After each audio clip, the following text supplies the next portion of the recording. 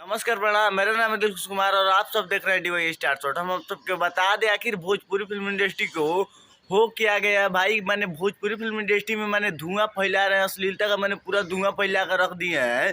चंदन जंजल का एक गाना आया है, मैंने पहले गाना आया था कि देवरा झोड़ी चटना बा। उसके बाद मैंने वो गाना मीडिया ने मिलकर इतना गाना हिट करा दिया। अच्छा।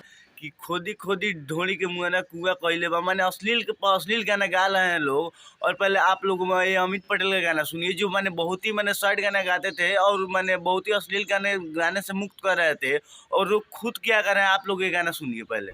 जुम करो जगह है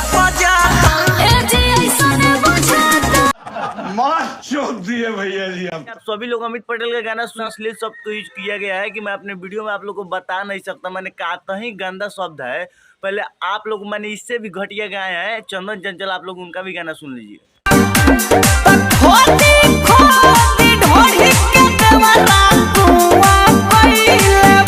आप लोग चंदन चंचल का गाना सुनिए लिए होंगे। मैंने कुछ दिन पहले गाए थे कि देवरा ढोड़ी चटना बा। उसके बाद गाए हैं कि खोदी खोदी ढोड़ी के देवरा कुआ कैले बा। आखिर मैंने भोजपुरी में क्या हो रहा है कि सिर्फ ढोड़िए के मैटर पर लिखा रहा है गाना और सब मैंने काम नहीं है। कुछ आशा भाई लिखो कि हमारे भोजपुरी पूरे विश्व में बजे और हमारे भोजपुरी का नाम हो। मैंने क्या ढोड़ी को तुम लोग क्या समझ रखे हो भाई। मैंने कुछ भी यार कुछ भी गा दे रहे हो। मर्डर डेयरी कहाँ ब्रांच खोल के रखी है भाई।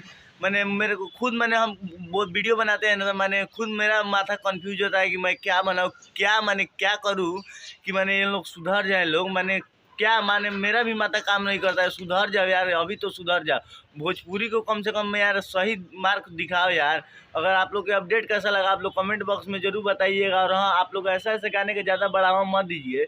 चलिए वीडियो अच्छा लगा होगा तो वीडियो को लाइक और चैनल को सब्सक्राइब जरूर कर दीजिएगा। वीडियो देखने के लिए धन्यवाद।